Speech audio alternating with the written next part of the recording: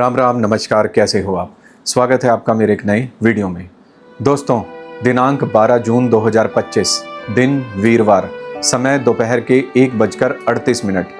Air India का एक aircraft number AI 171 Ahmedabad के सरदार वल्लभ भाई इंटरनेशनल एयरपोर्ट से उड़ान भरता है। इस एयरक्राफ्ट AI 171 बोइंग 787 को ड्रीम लाइनर भी कहा जाता है। दोस्तों, इस एयरक्राफ्ट में गुजरात के पूर्व मुख्यमंत्री विजय रूपाणी जी अपनी बेटी को मिलने यूके जा रहे थे, खुशबू राजपुरोहित, जिसकी शादी अभी जनवरी 2025 में हुई थी और शादी के बाद उनके हस्बैंड स्टडी वीजा पर यूके चले गए थे, जिनसे मिलने वो पहली बार यूके जा रही थी।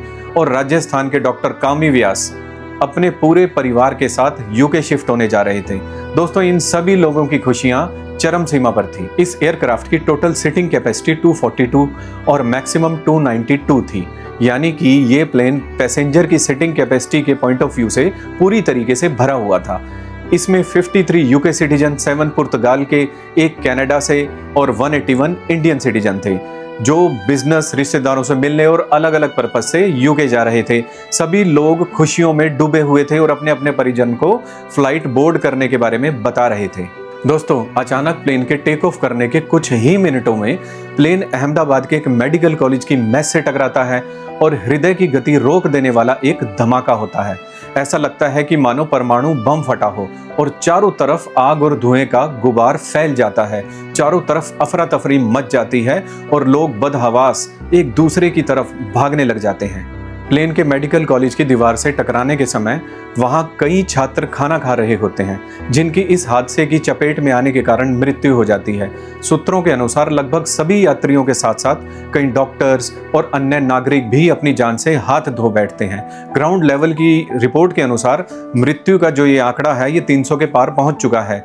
41 लोग गंभीर रूप से घायल हैं, जो कि हॉस्पिटल में एडमिट हैं। अब इसमें से कितने पैसेंजर हैं और कितने मेडिकल के छात्र, ये तो समय आने पर ही पता चल पाएगा। दोस्तों, तेल के टैंक फुल होने की वजह से भी यह हादसा कई सौ गुना ज्यादा भयावह हो गया, क्योंकि टेक ऑफ को भी कुछ ही मिनट हुए थे और तेल के टैंक के फटने से पूरा प्लेन राख हो गया।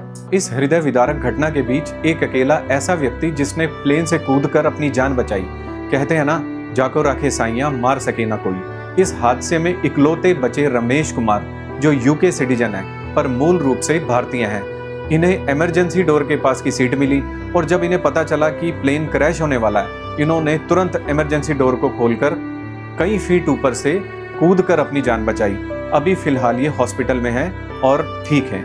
ये हादसा हुआ कैसे 625 फीट की ऊंचाई के बाद ये प्लेन अचानक नीचे की ओर गिर गया। फ्लाइट रडार 24 एक वेबसाइट है जो दुनिया भर के प्लेन को ट्रैक करती है। उनका कहना है कि टेक ऑफ के चंद सेकंड के बाद ही इस प्लेन के सिग्नल मिलने बंद हो गए थे। DGCA के मुताबिक टेक ऑफ के कुछ ही सेकंड के बाद प्लेन के पायलट ने मेडे कॉल की थी, जो कि एविएशन की दुनिया में क्रिटिकल इमरजेंसी का सिग्नल होती है। इसकी शुरुआत 1920 में हुई थी और अब ये ग्लोबल प्रोटोकॉल है, जिसका इस्तेमाल पायलट सुमित सब्बरवाल ने भी किया और टेक ऑफ के चंद सेकंड के अंदर ही उन्होंने मेडे कॉल कर दी थी। दोस्तों, इससे पहले कि एयर ट्रैफिक कंट्रोल की तरफ से कोई जवाब आता, प्लेन क्रैश हो गया। एविएशन एक्सपर्ट के मुताबिक जब तक data record, cockpit voice recorder और ब्लैक बॉक्स नहीं मिल जाता, क्रैश के कारणों का अनुमान लगाना जल्दबाजी होगी। मेडे कॉल में कैप्टन ने स्पष्ट तौर पर कहा था, no thrust, losing power, unable to lift, यानी कुछ सेकंड के अंदर ही पायलट को पता चल चुका था कि प्लेन के कंट्रोल जा चुके हैं और ये इमरजेंसी की सिचुएशन है।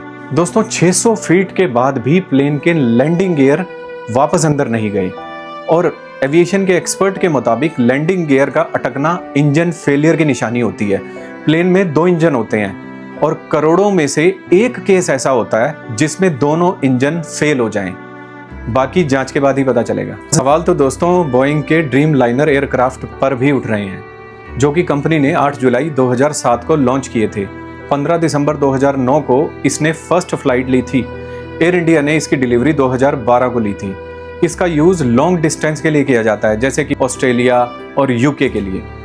बोइंग के इससे पहले भी कई एयरक्राफ्ट क्रैश हो चुके हैं, जिसमें से 737 एयरक्राफ्ट की संख्या सबसे ज्यादा है। दोस्तों, सरकारें अपना काम कर रही हैं, पर टाटा ग्रुप ने सभी मृतकों को 1-1 करोड़ रुपए देने की घोषणा की है। घायलों को बेस्ट मेडिकल फैसिलिटीज़ उपलब्ध कराई जा रही है और जिस बिल्डिंग पर प्लेन क्रैश हुआ था उसको दोबारा से बनाने का जिम्मा भी टाटा ने अपने आप उठा लिया है। अंत में हमारी प्रार्थना है भगवान से कि जो भी लोग इस हादसे का शिकार हुए हैं उन सभी की आत्मा को शांति मिले और भगवान उनके परिवारजनों को इस दुख की घड़ी में साहस दे। हमारी संवेदना उन सभी परिवारों के साथ है। दोस्तों 2025 में ये क्या हो रहा है? अभी पहलगाम की घटना को बहुत दिन नहीं हुए थे, उसका दर्द अभी भी लोगों के दिलों में छाया हुआ था कि अब ये एयरक्राफ्ट। बेंगलोर की भीड़ को आप कैसे भूल सकते हो? दर्जनों लोग कुचले गए। एक जश्न मनाने के चक्कर में कितने लोगों ने अपनी जान से हाथ धोए। पाकिस्तान के साथ हमारा युद्ध और आज की डेट में पाकिस्तान के साथ क्या हो रहा है और क्या छिड़ा हुआ है उसके अंदर। बांग्लादेश में क्या हुआ, किस तरीके से नरसंहार हुआ और आज बांग्लादेश में क्या हो रहा है, ये सभी को पता है। चाइना के अंदर दोस्तों नेचुरल डिजास्टर की झड़ी लगी हुई है।